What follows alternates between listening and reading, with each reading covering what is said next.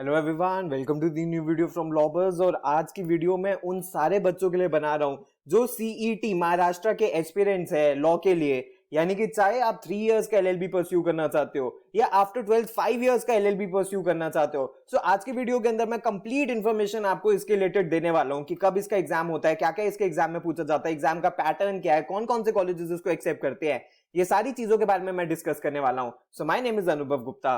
Let's start.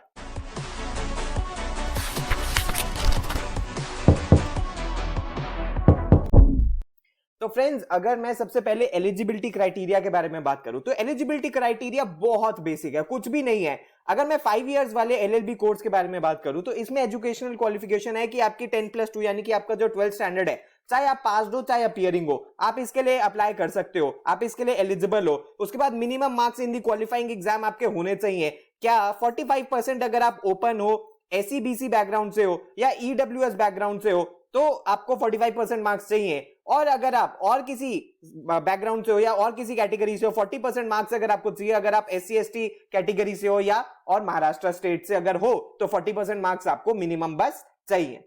इसके अलावा friends, अगर मैं 3 इयर्स के लॉ के बारे में बात करूं तो इसकी क्या मिनिमम रिक्वायरमेंट है कि आप बेसिकली एक ग्रेजुएट या एक पोस्ट ग्रेजुएट होने चाहिए। किसी भी डिसिप्लिन में आप हो सकते हो, चाहे आप यूनिवर्सिटी इन महाराष्ट्र से हो establish by the act of parliament या किसी स्टेट लेजिस्लेचर से हो, या उसके इक्विवेलेंट कोई नेशनल इंस्टीट्यूशन है recognised as deemed to be university, और फॉरेन यूनिवर्सिटी से भी अगर आपने की है जिसको एक इक्विवेलेंट स्टेटस दिया गया इंडियन यूनिवर्सिटी से और जो कि एक अथॉरिटी या कॉम्पिटेंट उसको डिक्लेयर करने की, तो भी आप एलिजिबल हो। सिंपली ये कहना चाह रहे हैं चाहे आपने महाराष्ट्र से की है तो भी आप एलिजिबल हो। अगर आपने महाराष्ट्र के बाहर किसी डीम्ड टू बी यूनिवर्सिटी या किसी यूनिवर्सिटी से की है तो भी आप एलिजिबल हो। उसके बाद जो बच्चे हैं उनको 10th as well as 12th उनको बिल्कुल रेगुलर मोड से करनी है। अगर उन्होंने अपनी 10th या 12th किसी डिस्टेंस मोड से करी है तो वो एलिजिबल नहीं है। लेकिन अगर उनकी ग्रेजुएशन अगर डिस्टेंस मोड से है तो वो एलिजिबल है। 10th और 12th डिस्टेंस मोड से नहीं होना चाहिए। और उसके बाद ग्रेजुएशन में भी मिनिमम 45 to 50% मार्क्स आपको चाहिए होते हैं डिपेंडिंग ऑन योर कैटेगरी। उसके बाद अगर फ्रेंड्स मैं पैटर्न के बारे में बात करूं तो अब ये एग्जाम ऑनलाइन होता है जैसे सीईटी के बाकी एग्जाम्स भी होते हैं। लैंग्वेजेस मेजरली इंग्लिश के अंदर होता है। उसके बाद एमसीक्यू क्वेश्चंस इसके अंदर होते हैं। ड्यूरेशन इसकी 2 घंटे की होती है। पर्सन विद डिसेबिलिटीज के लिए थोड़ा सा एक्स्ट्रा टाइम दिया जाता है। टोटल नंबर ऑफ क्वेश्चंस 150 होते हैं। टोटल मार्क्स 150 होते हैं। मार्किंग स्कीम 1 नंबर होता है करेक्ट आंसर के, नेगेटिव स्कीम नहीं होती है इसके अंदर। और अगर मैं पैटर्न बनाऊं कि 5 ईयर का जो कोर्स होता है उसके अंदर क्या क्या पूछा जाता है, सबसे पहले इंग्लिश एंड आरसी, इसके अंदर क्या पूछे जाते हैं, इसके अंदर 30 क्वेश्चंस पूछे जाते हैं। उसके बाद मैथ्स, ये सिर्फ और सिर्फ 5 इयर्स वाले लॉ के अंदर पूछा जाता है, उससे 10 क्वेश्चंस पूछे जाते हैं, बहुत बेसिक होते हैं, कुछ भी ज्यादा इसके अंदर नहीं होता।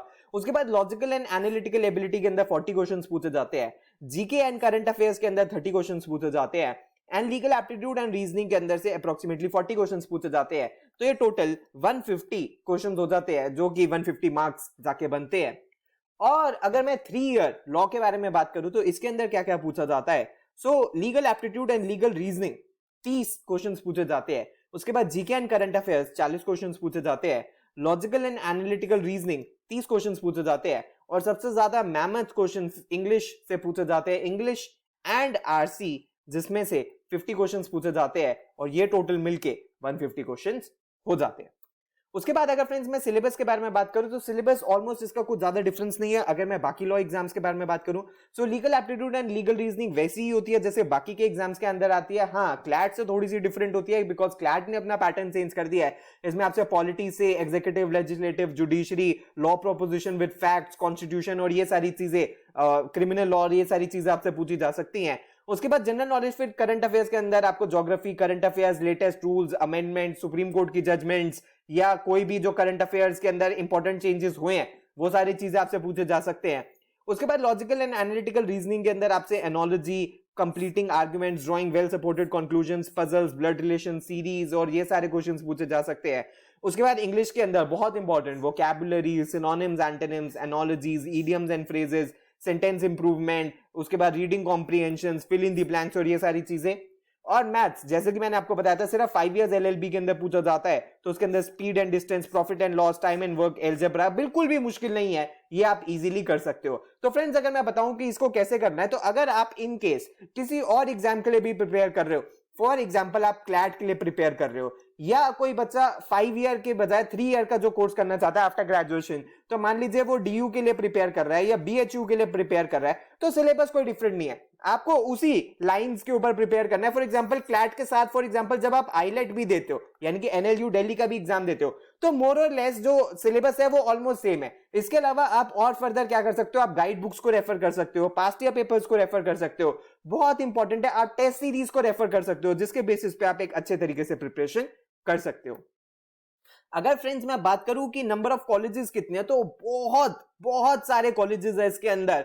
और अगर मैं सिर्फ 3 ईयर कोर्स के बारे में ही बात करूं तो उसके अंदर अप्रोक्सीमेटली कुछ 8000 प्लस सीट्स हैं। सो अगर हम देखें यूनिवर्सिटी ऑफ मुंबई के अंदर 58 कॉलेजेस हैं, और अगर आप मराठवाड़ा यूनिवर्सिटी के अंदर देखें तो 12 कॉलेजेस है, गोंडवाना यूनिवर्सिटी के अंदर 6 है, उसके बाद नागपुर के अंदर 18 है, उसके बाद अमरावती के अंदर 21 है, और फिर पुणे यूनिवर्सिटी के अंदर 42 है, शिवाजी यूनिवर्सिटी के अंदर 8 है। इसी तरह आप बाकी सारी यूनिवर्सिटीज के भी कॉलेजेस अपने सामने देख सकते हो, यानी कि बहुत फेयर नंबर ऑफ इसके अंदर सीट्स हैं। अगर आप यहाँ पे अच्छे से प्रिपेयर करते हो तो आप बहुत अच्छे कॉलेजेस, फॉर एग्जांपल जैसे जीएलसी है, गवर्नमेंट लॉ कॉलेज है, फॉर एग्जांपल आईएलएस है, इन सब के अंदर भी आप क्लियर करके जा सकते हो और आप बहुत ही टॉप कॉलेजेस से अपनी एलएलबी की पढ़ाई कर सकते हो।